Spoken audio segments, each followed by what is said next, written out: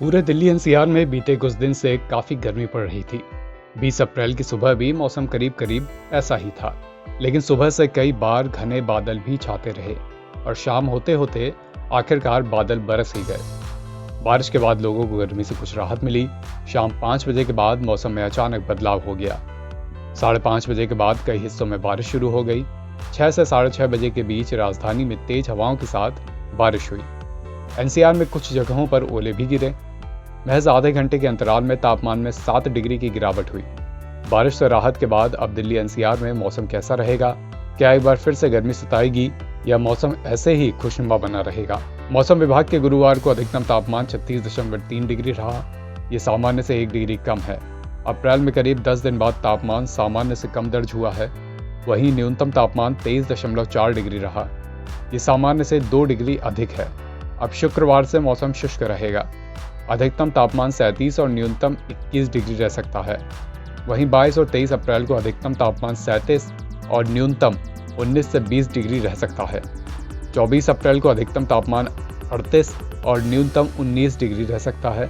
इसके बाद 25 और 26 अप्रैल को अधिकतम तापमान 39 और न्यूनतम तापमान 20 से 21 डिग्री तक रह सकता है। स्काईमेट के अनुसार शाम 6 बजे राजधानी का तापमान 32 डिग्री था, जो 6:30 बजे कम होकर 25 डिग्री पर रुक गया।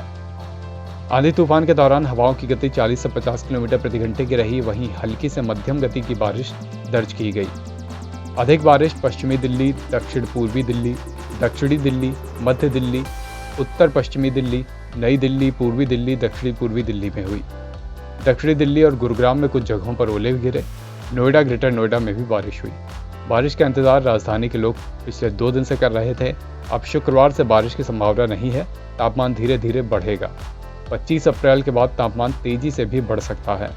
एक्सपर्ट्स के मुताबिक इस बार तापमान के सामान्य से अधिक रहने की संभावना जताई गई है।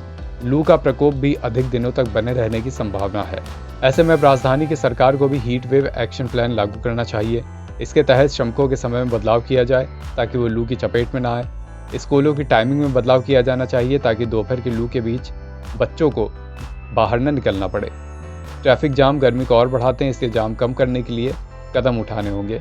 इसके लिए ऑफिसों के समय में बदलाव किया जा सकता है। इससे न सिर्फ जाम कम होगा बल्कि प्रदूषण भी कम होगा। गर्मियों में गाड़ियों से निकलने वाला धुआं अधिक तापमान की वजह गैसों से मिलता है और रिएक्शन होकर ओजोन व अन्य हानिकारक गैसों में बदलता है। इन सभी दिशाओं में सरकार को ध्यान देने की जरूरत है। लेकिन फिलहाल मौसम विभाग का यही अनुमान है कि बारिश से मिली ये राहत ज्यादा दिनों के लिए नहीं है। तापमान आने वाले दिनों में तेजी से बढ़ेगा। एनबीटी ऑनलाइन की रिपोर्ट।